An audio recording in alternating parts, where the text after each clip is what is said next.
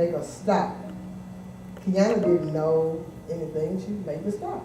Made the stop and to pick up something. You know what I mean? To pick up something. So when they stopped on the street, and now you all may remember this in 2009 when the young lady was shot over off of Sparkman and Scenic View. That was Keona.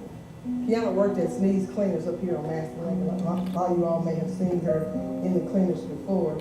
And what happened was that when they made the stop, someone tried to rob them because the young man must have knew who they were.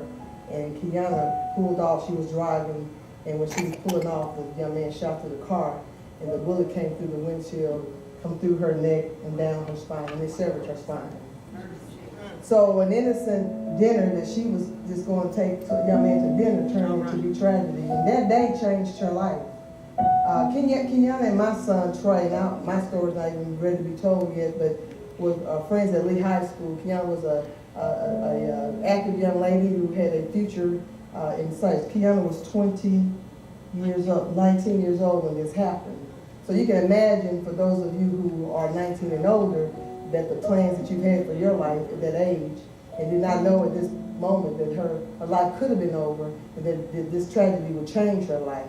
So because of that tragedy, Keona spent numerous of days and weeks and months in the hospital, and as you can see, Keona did not have an opportunity to walk again.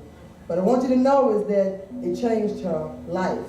And Keona, I met Keona, I knew Keona through those days, but I got to know Keona even more last year when my son and her was in the hospital, and Keona had a bad infection, and she had to lay in the bed on a mattress for months. And I would go to her room and take her movies, and we would chit-chat, and from that point forward, I knew there was a connection there, and Keona became my goddaughter. Amen. And ever since then, we've been speaking out with each other. So it's okay for Keona to still shed a tear, I tell her that. Amen. But when I talk to Keona and when we share some moments together, because I can only imagine what she has to go through in the night. Sometimes she sits there and lays there, young people, and she can't run, and she can't jump, and she can't shop like you all do.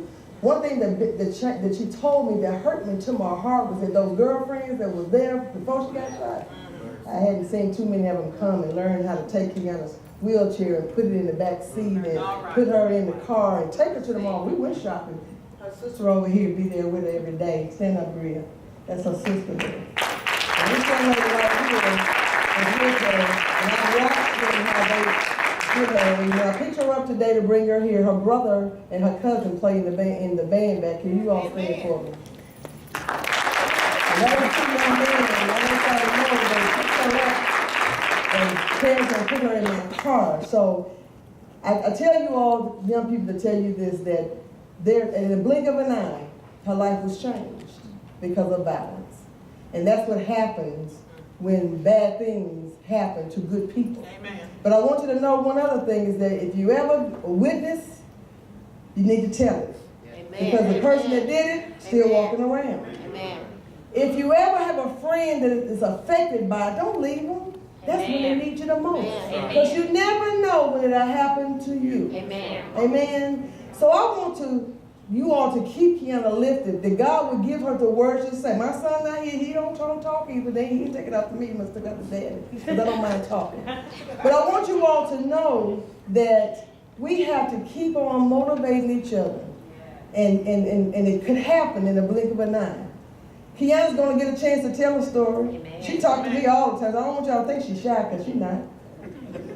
But I want y'all to know one other thing. A couple months back in the summertime, there was a big celebration going on. Keona wanted to go, and so we went and we shopped and bought her a dress and got her hair done, and she was the most beautiful girl at the celebration. And I encourage her to keep on doing what she's doing. Just because I tell my son all the time, and I tell Keona, your current situation does not dictate your future. Amen. Amen. That's the story.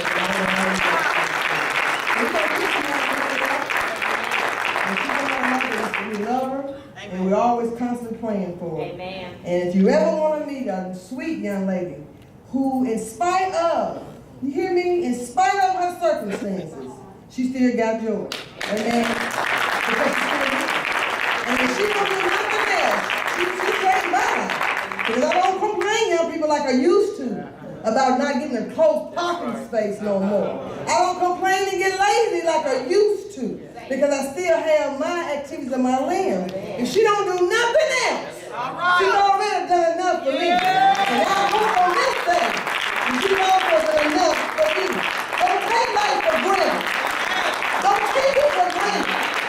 If it's a blink of an eye, she didn't do nothing wrong. And I want you to know that she didn't do nothing wrong.